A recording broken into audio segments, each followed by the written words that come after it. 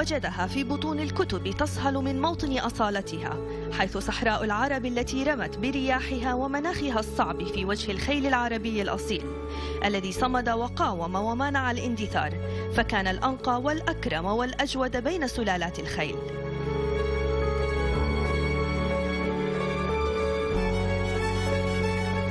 عرف ساتيش سيمار أن صاحب الإرادة القوية لا يطيل المكوث في محطات اليأس والتعب، فالأقوياء فقط من يمتلكون الإرادة قدر أن يقصروا المسافات. بدأ طريقه بالإرادة وتابع خطواته بالشغف والحماس والمثابرة، فأدرك سر النجاح وعلم أنه لا يكون بما تقدمه لنفسك بل ما تقدمه للآخرين.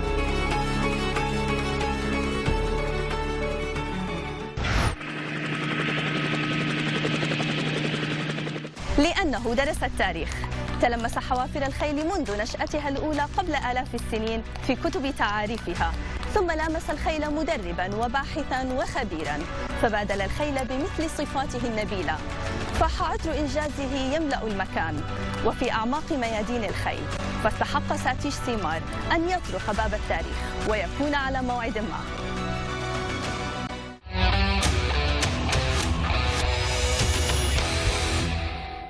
Thank you for being here with us, Mr. Satish. First of all, I would like to start with Mr. Satish, the person, away from being a trainer. Who is Satish Simar? Satish Simar's life is horses. I have revolved my life right from my childhood. My friends who used to be with me in junior school, high school, college, university. Whenever I see them now, after even 25, 30 years, they all say, we're so jealous of you. I say, why? I say, we have become doctors, lawyers, bankers, but you always wanted to be with the horses, and you're lucky to be with the horses. So I'm very blessed and fortunate that I got what I wanted. And of course, my family was very supportive. My late father, my late mother, they were very, very supportive. My brothers, right from the beginning, sometimes I come from that part of the world in India where you don't get an opportunity to work hands-on. So for that, I had to go to the United States to dirty my hands, to learn from basics like a normal person. And the best thing I ever did. And then, of course, I got this opportunity, amazing opportunity in Dubai, and I must say I'm very lucky. Let's start with the beginnings. When did your passion for the horses begin? I think as long as I can remember. I didn't think of, when you're a child, teenager, I always thought I didn't know what I'm going to do, but always thought I'll do something with the horses. You go through stages that you dream that I will be a polo player, I will be this. I did play polo most of my life, which I've stopped for 5-6 years now. But that was just a sport, which everybody, you play golf, you play polo and all that. But yes, but in back of my head, I was always confused, and I was confused till college, university. And then I finally said, I'm going to do something. And so I went to the United States to do my master's in equine science in California and a little bit stint in Colorado. While I was doing all that, I never even thought about anything else but horses. And so that was very lucky, and my biggest break in my life, the two breaks I had, was working for the legendary horse whisperer Monty Roberts. And then my opportunity to work in Dubai for one of the largest racehorse owners in the world, which is His Highness Sheikh Mohammeds bin Rashid Al Maktoum. I'm sure it's an interesting story. Tell me about the idea of you being in Dubai back in 1991. How did you meet His Highness Sheikh Mohammed bin Rashid? I met His Highness in July sales in Kentucky, Lexington, Kentucky, and they are known as the Keeneland July sales. Those sales are not there anymore, but now they are September sales. And I was fortunate enough to meet him there for very briefly. And one of his senior managers offered me a job to come here after that. And after a year or so, I did make this move, which is probably the best move in my life I've ever made. Of course, that time my friends in this business, Dubai was not known. Dubai was, especially in a place like America, where Americans are mostly in their own world, and they didn't even know where Dubai was, a lot of my friends. And they said, oh, why are you going to Saudi Arabia? I said, no, this is not Saudi Arabia, this is Dubai, the home of His Highness Sheikh Mohammeds bin Rashid Al Maktoum, who is one of the best largest racehorse owners in the world, and the breeder. And of course, I was explaining to everybody repeatedly. And now it's all fun and everything, but that time I was, because so many people were asking me so many things, why are you going there, why are you leaving America? The back of my head, I was a little nervous as, am I making the right move? But I still, did not hesitate.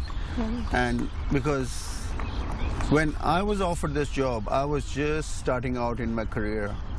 And I don't think anybody can get that lucky to get a job offer in that level of your career, because I had never trained a racehorse before, which it's funny because one time I did mention to His Highness that, Your Highness, I haven't trained a racehorse, and he looked at me, he said, of course I know you have not, but you're a horseman, you can do it. And that line and that conversation will stay with me all my life, because that was full of confidence from his side. When a person like him gives you confidence that, of course, I know you can do it. And that was it. And since then, I have never felt any nervousness or anything in this business. I have that confidence that if a person like him can have such confidence in me, of course I can do it. So it wasn't just a matter of luck. His Highness saw something on you. He believed in you. For me, I was very lucky, but you're right.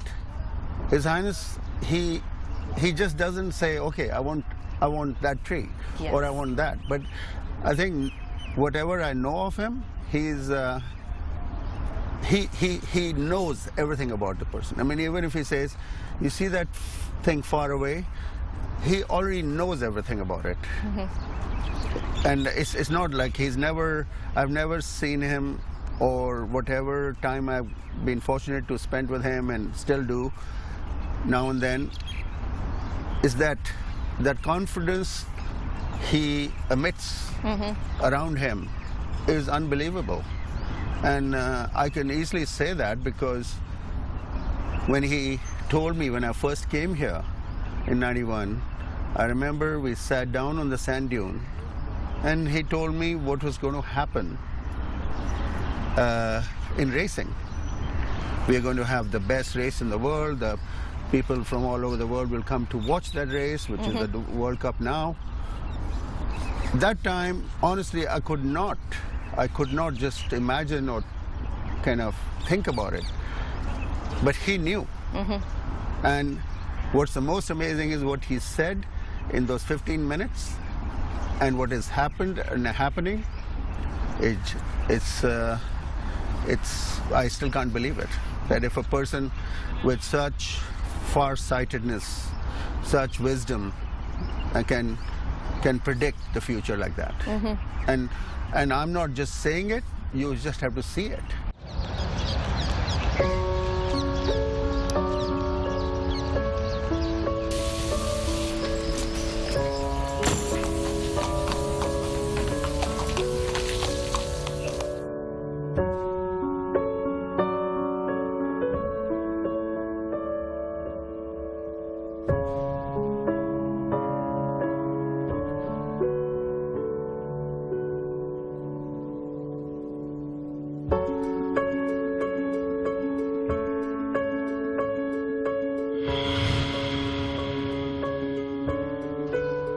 countries needs hundreds of years to place like on the world racing map, and Dubai just took a very little time. How do you think Dubai did that? The vision and clarity of His Highness Sheikh Mohammeds bin Rashid Al Maktoum, that he wanted, that just shows his personality. When he wants to do something for his country, for his people, and the people who live in this country, expatriates like us, he does everything the right way. And I'm fortunate to say that I was part of that process when he was thinking about racing. Our instructions or to the other officials were that everything has to be done in the international regulations and rules. And that's what happened. And that's why, I mean, people can have wealth, money, but the wisdom is much more important than that. And I think with His Highness's wisdom, and this is where we are. I mean, look, I don't think anybody can say I would be working in such a beautiful, the best stables in the world. Yeah. And this is, I'm proud to say, Zabil stable is the blueprint of UAE racing, because this is where it all started. And I'm just very honored and very fortunate to be part of it. حرص العرب على حفظ تاريخ خيلهم بذكر مرابطها وأصولها ونسبها المؤرخ منذ الفحل الأول، بل كتب العرب في خيلهم القصائد والكتب. فهم ساتيش سيمار من قراءة الماضي امتداد المجد لهذا الحاضر بيننا.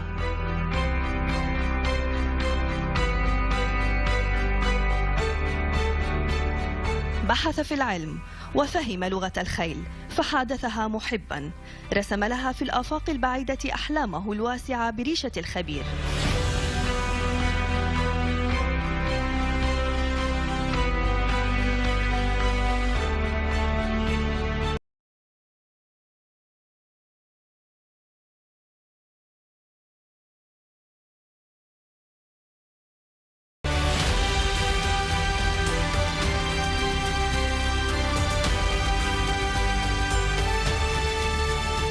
تعلم في مدرسة فارس العرب نهج الرقم 1 وأي مراد لمن المجد أراد.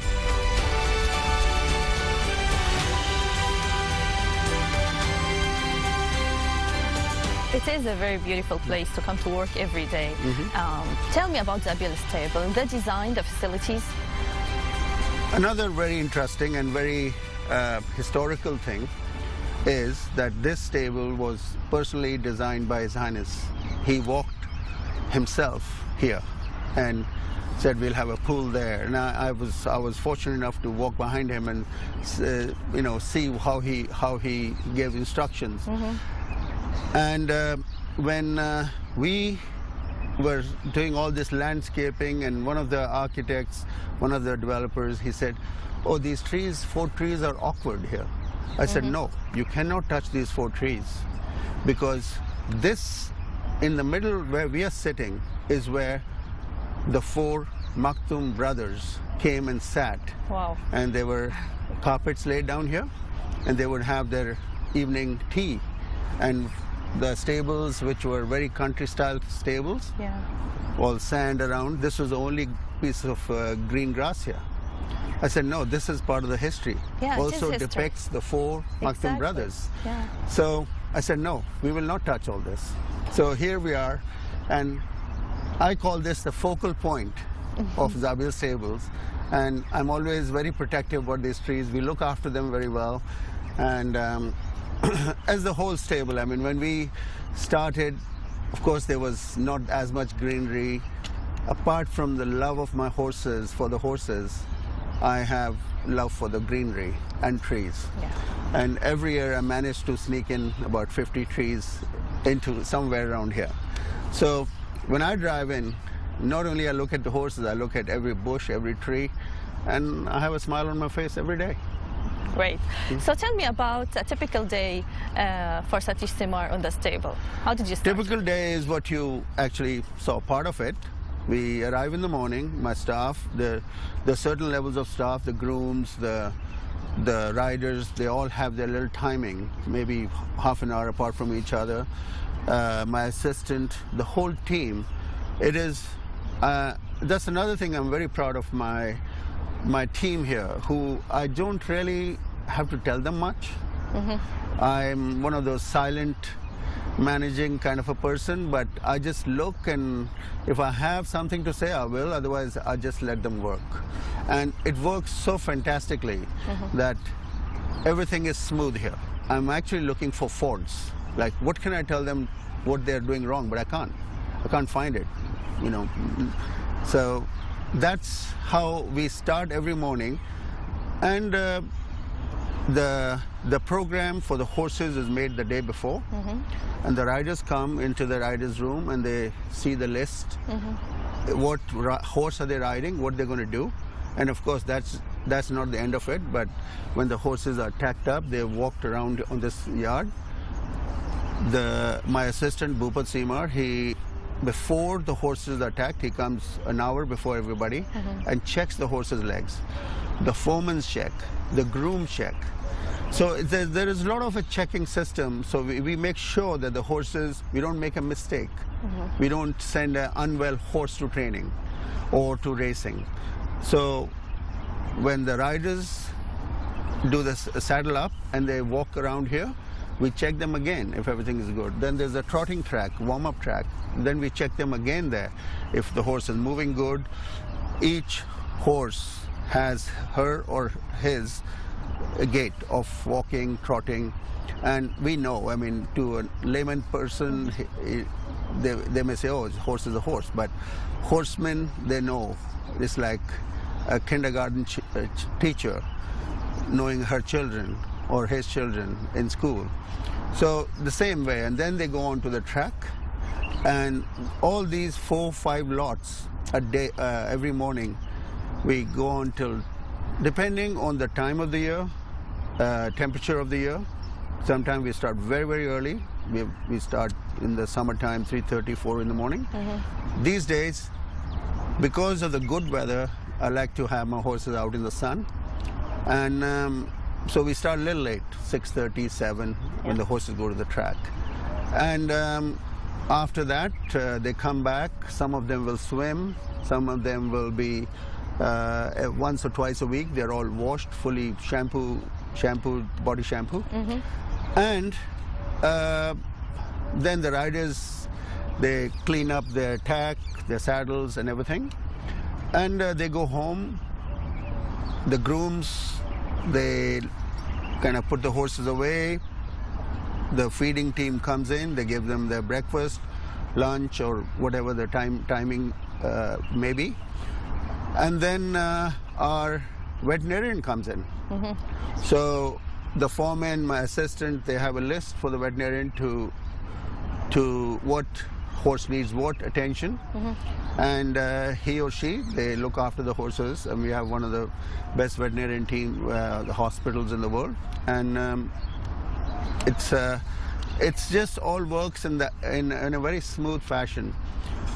3 to 4 times a week during the season we have racing. So the work is not just ends there. The horses which are going to the races, their grooms, the foreman, my assistant, they all start preparing for that. Yeah. And according to the time of the racing, Maidan is at night, Abu Dhabi is at night, Alain is kind of evening, so it's a long drive. Jabal Ali is afternoon, so on Fridays they don't even get a break, because as soon as they finish the normal schedule, they have to get ready for the Jabal Ali racing. It's a tough job, but I'm saying it's a tough job as far as hours go, but people, they love it. Yeah. They all my staff and everybody in this business, they are there for the love of it, not for the money. Money comes later. It's of course everybody needs that to live their lives, but they are all horse lovers first, and then it's their profession. So this is how we end. And sometimes when they come back from Abu Dhabi, from Maidan, The horses, by the time we put the horses away, everything is done. It's 11:30 at night. And then again, 4:30, 5 in the morning, we start again. Start all over again. So this is how our operation works. This is how our schedule, but no complaints. It's all part of our passion, pleasure.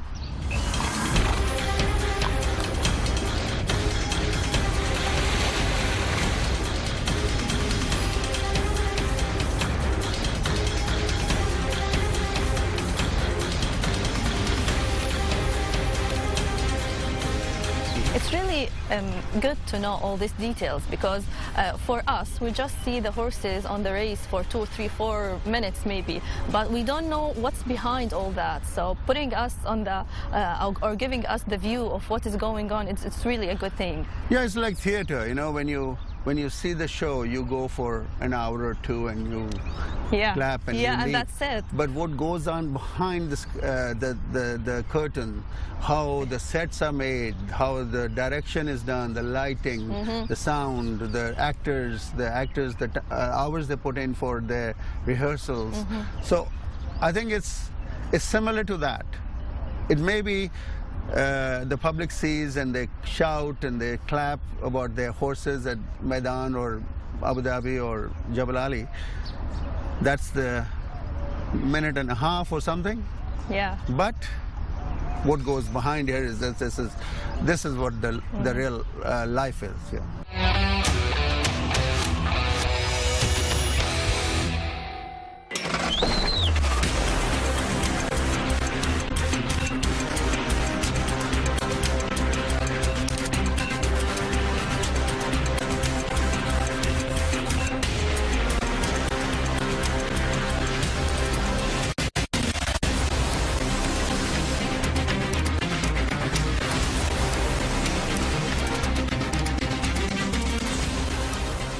So what's your secret? Why some trainers are champions and others are not?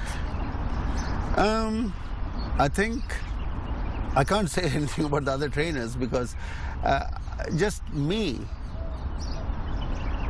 and my team here, we are very patient about. I don't like to. I always tell my new owners, I said, don't expect me to hurry your horses. If you want something quick results, it's not with me. I will take my own time. Horse comes first. When a owner comes to me, I said, I know you spend money.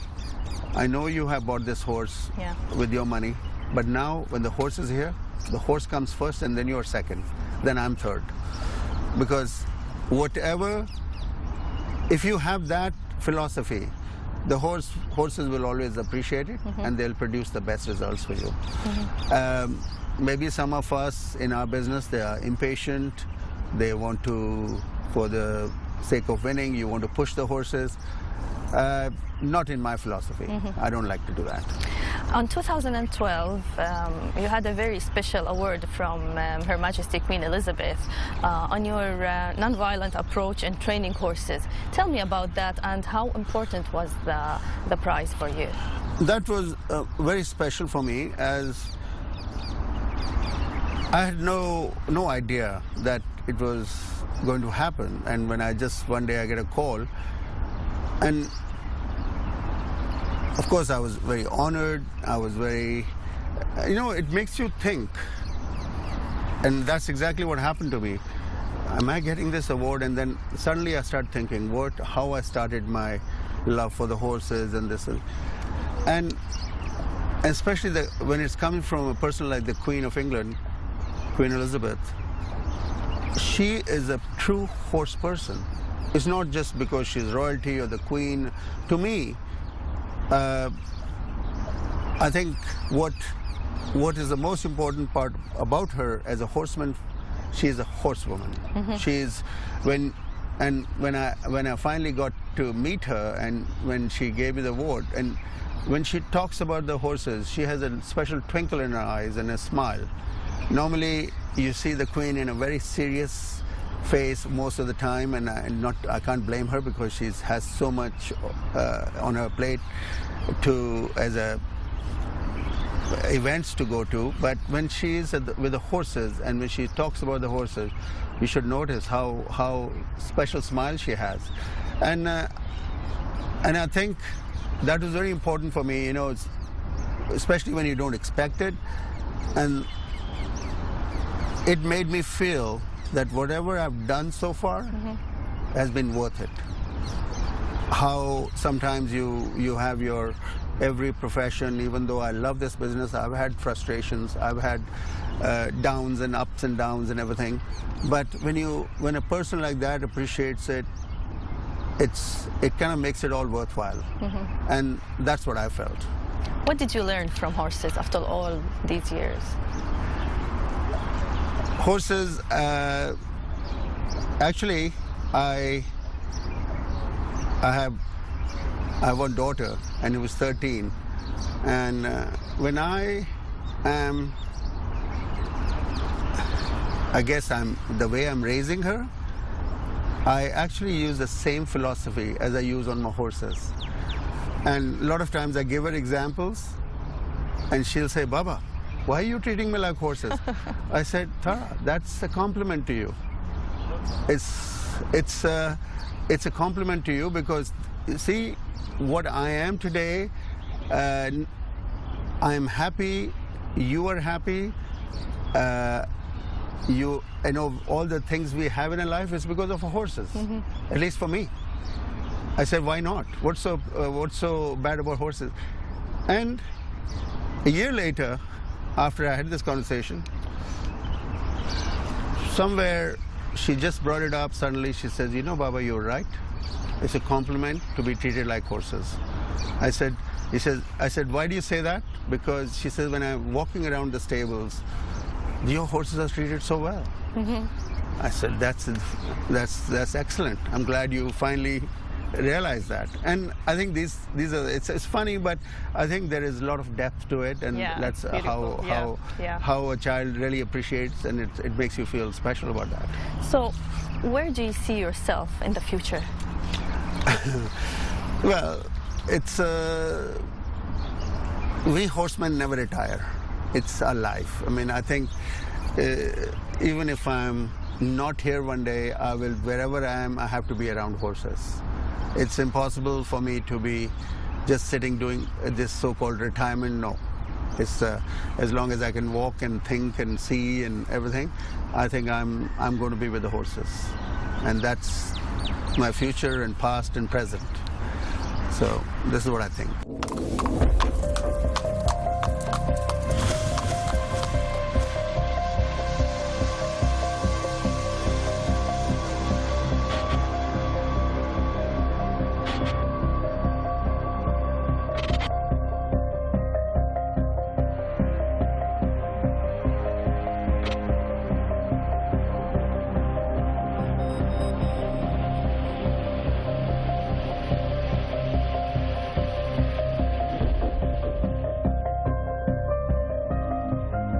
سعى ساتيش سيمار لأن يكون في علمه